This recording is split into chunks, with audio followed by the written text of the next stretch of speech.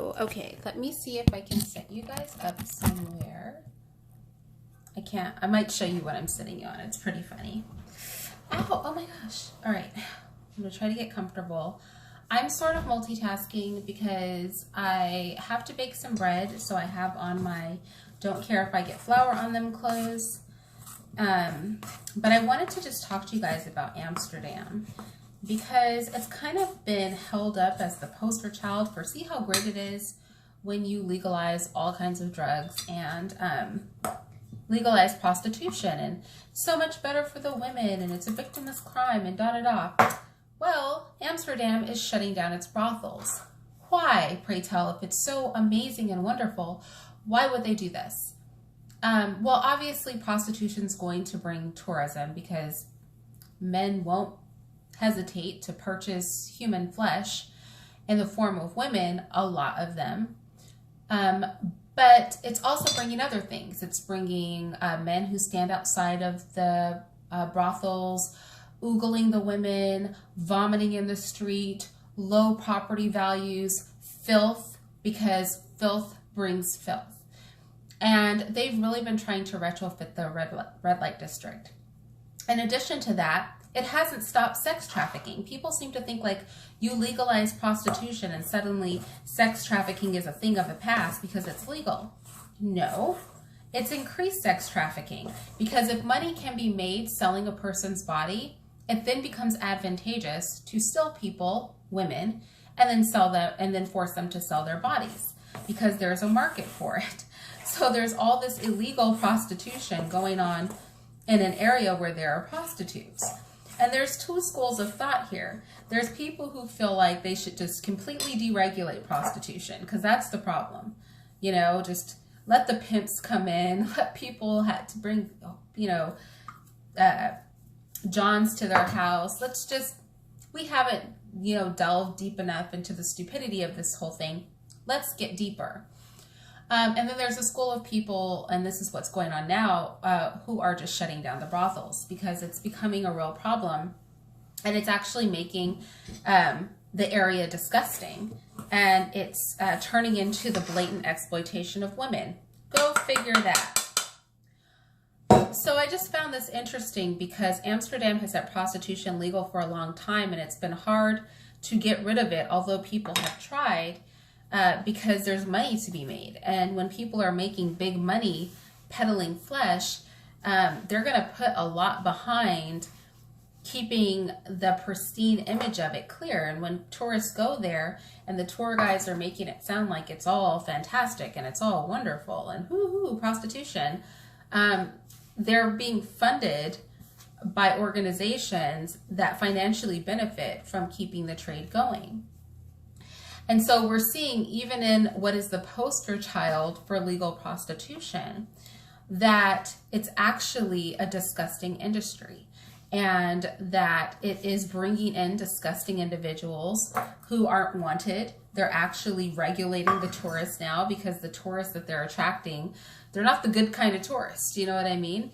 They're the bad kind of tourists. They're shutting down the cheap coffee shops and the seedy sort of places that they have in that area, right? Because no good business wants to be associated with that.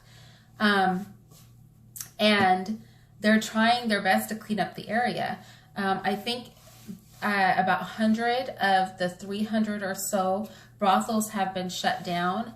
And there is a whole mob family, essentially, who's currently being prosecuted for human trafficking. It's just a sort of ugly thing. And I can understand the women who need money being desperate for this, especially if you've wasted a good part of your life prostituting yourself. Like, what else are you going to be good for? What other skills do you have? What are you going to say at your job interviews? I've been whoring for the past, 5-10 years. So I can understand the desperation they feel at not seeing this industry being shut down. But the poster child of prostitution, they are in fact, and if you're wondering what I'm doing, I'm making bread. The poster child of prostitution is about to be no more, and I can't say I'm not happy for it. What I was fascinated to find out is that prostitution is legal in a lot of places. And a video I plan to make is I'm going to look and see if there's any correlation between countries where prostitution is high and child sexual abuse. Off top, looking at the list I found, I think I'm going to find a correlation.